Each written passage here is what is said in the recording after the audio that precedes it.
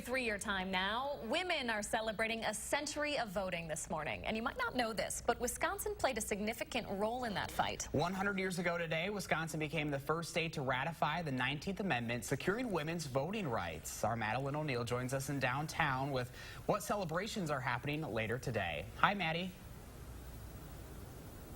Hi, Josh and Leah. Yeah, we're learning a lot about history here at the Wisconsin Historical Museum today. It's been a lot of fun. We're joined with Simone Munson, librarian with the Wisconsin Historical Society. We're talking about, 100 years ago, Wisconsin ratified the 19th Amendment, but today we have some celebrations. Can you tell me what we can expect at the Capitol later this afternoon? Sure. So at 11 o'clock, starting at 11 o'clock, we're going to have suffragists in costume sort of reenacting. You can ask them questions. They'll be out on the square to pose for pictures. The Forward statue is going to be dressed up for the event, so she'll have a Votes for Women sash on, and we're hoping that people will come down and take pictures with her as well. And then starting at 12 in the Rotunda, we're going to have Wisconsin women in sort of political leadership will be doing some speaking, and we're going to have some descendants of former suffragists that will be unveiling the 19th Amendment.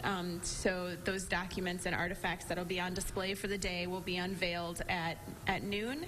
And then the Rotunda will be open late today. We're having it open until 10 p.m. And people are encouraged to come down after work, after dinner, to view the documents and the artifacts that are on display for just today. Very cool. And what speakers can we expect to hear from at that ceremony at noon? Yeah, so Rebecca Kleefisch will be speaking. Justice Ann Walsh-Bradley will be speaking. Mrs. Evers will be there, and there'll be some other representatives from the American Indian nations and some other legislators as well. Okay, and we also have some artifacts, including that American Girl doll we were talking about earlier. Can you tell me about that again? Sure. The American Girl doll was, we worked really close with American Girl to design the tunic that the doll is wearing.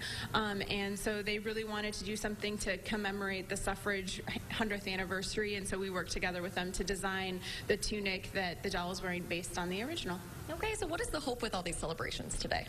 So we're really hoping that people can make the connection between the women of our past and the women that are currently involved in politics, and then hopefully the women of the future who want to be involved in politics and really using your vote and being an active citizen. It's a really interesting question to think about historically. Who was the first woman in your family to vote? And sometimes the answer is sort of surprising. It might have been 100 years ago. It might have been more recent than that. If you're an immigrant family, or if you're a minority who wasn't given the right to vote until the Voting Rights Act of 1964. There's all sorts of things to think about when it comes to being an active citizen and voting. So, all right, very interesting. Thanks for joining us. Again, that amendment unveiling ceremony starts at noon at the Capitol. We'll have more information on our website. Leah and Josh. All right, cool to see Wisconsin's role in all of this. Maddie O'Neill reporting live for us. Maddie, thanks. All right.